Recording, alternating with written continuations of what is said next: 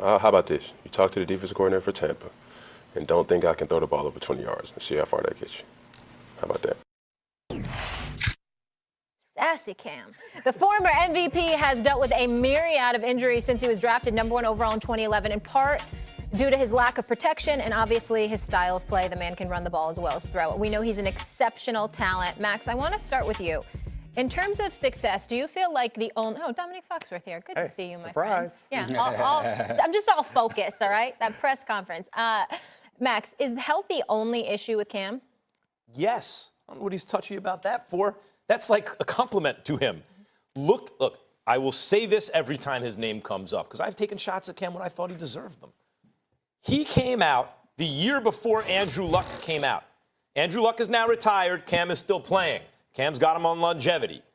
The reason I bring up Andrew Luck is because is Andrew Luck a great player? Everyone says, yeah, he's great. You know, no one has it, right? And I loved Andrew Luck. He's one of my favorite players, maybe my favorite player. But Cam has done that. Andrew Luck never won an MVP. Cam won an MVP. Was you voted by his peers after that the best player in football, a league with Aaron Rodgers and Tom Brady and Drew Brees and everyone else. Cam Newton has led a team to the Super Bowl, and they had a chance to win late. What I killed him for was, Cam, jump on that ball. That's a moment I'm sure he wishes he had back. The fact is, that was in the second half of the Super Bowl, and they were within spitting distance of winning the whole thing. That's what Cam's done. So the reason I bring that up is to establish that he's already performed at a very, very high level in his career. Almost the ultimate level to win a Super Bowl and an MVP. That's, how much better is there than that? And last year, that was the best Cam Newton we have seen so far. And the Panthers were on a roll. So, when did it all change? With the shoulder injury. Of course. Yeah. If Cam is healthy, in any given season, he's a threat to be great, or he's never going to be worse than, you'd take that guy as your quarterback. But his trajectory is like this now. And he has a dynamic offensive weapon for the first time in his career in McCaffrey. If Cam is healthy, I have no concerns. The shoulder is my only concern. I disagree.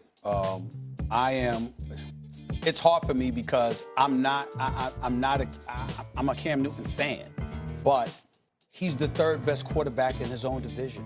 He's not Matt Ryan. He's not Drew Brees. The year that he went to the Super Bowl, they were 15-1. He won league MVP honors, okay? He didn't complete 60% of his passes. They had the number 2 rushing attack in football, but they were the 24th ranked passing attack.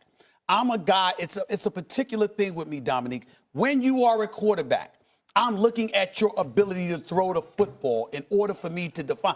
It's a difference between me, in my mind, between you being a great athlete and a great player and a great QB. I think Cam Newton is a great athlete.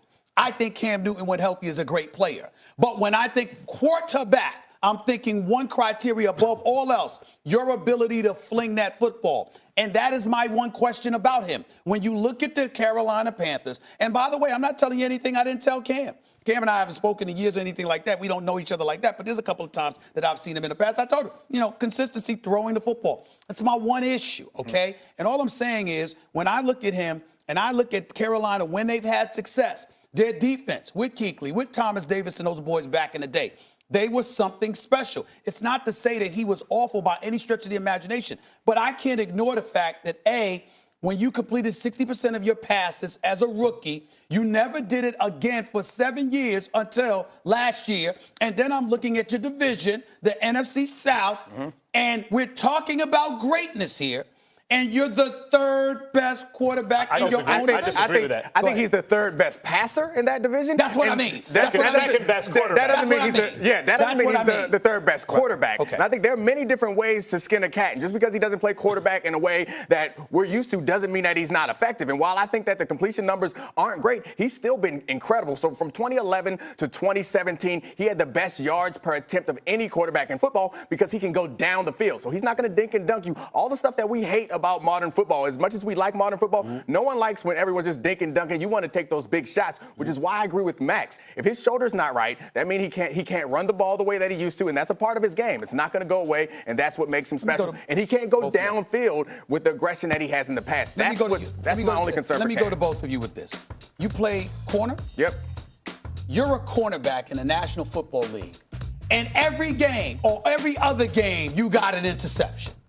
That's pretty decent. That'd be nice. But if you're getting burned more often than not, Right. then I'm going to look and my number one, I'm looking at you, and your number one responsibility is to cover. I'm saying to you, you look at a quarterback position, Max. Listen, not to compare, because obviously Tim Tebow as a pro wasn't even in this class. I'm not saying that. Lamar Jackson last year in the playoffs against the Chargers, we saw what happened. There's no question you can run with the football. There's no question you can move the chains, make plays. And behind center, you can make things happen. But for me, I don't understand how you can play the quarterback position and somebody is looking at you and they're pointing to all these other attributes. I'll tell you what as you're really things that are beefing great about. without prioritizing your ability to fling a the lot football. of football people would agree with you, because what you're saying is whatever happened in the past, he doesn't have a reliable, predictable trait that I can count on going forward, right? So, okay, in terms of accuracy, okay. That's all I'm talking about. Here's my point, and I agree with Dominic here. Passing is a means to an end.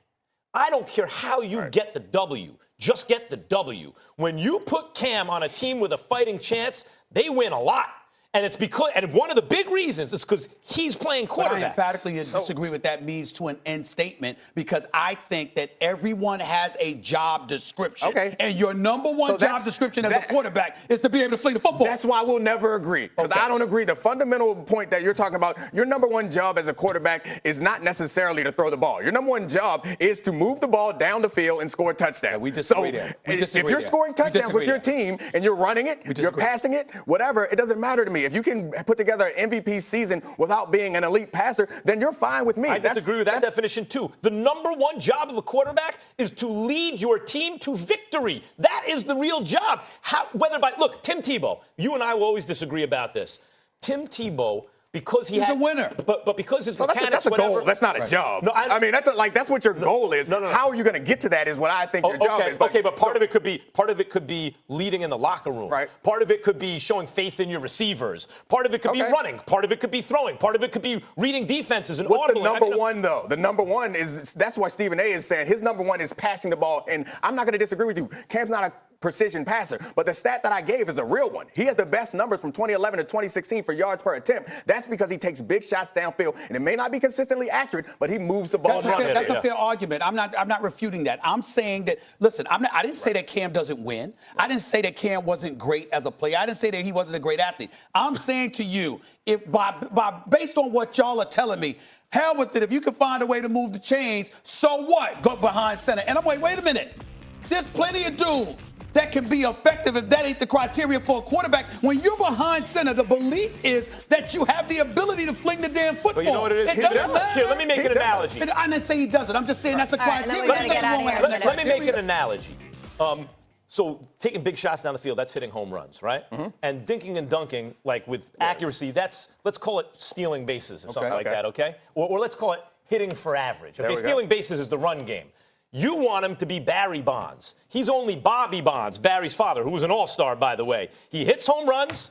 He can steal bases. He doesn't hit for a high batting average. Stephen A., if Cam Newton hit for a high batting average, he'd be the greatest player who ever lived. That's what you're saying. He's not the greatest player who ever lived. This is the first time we have two former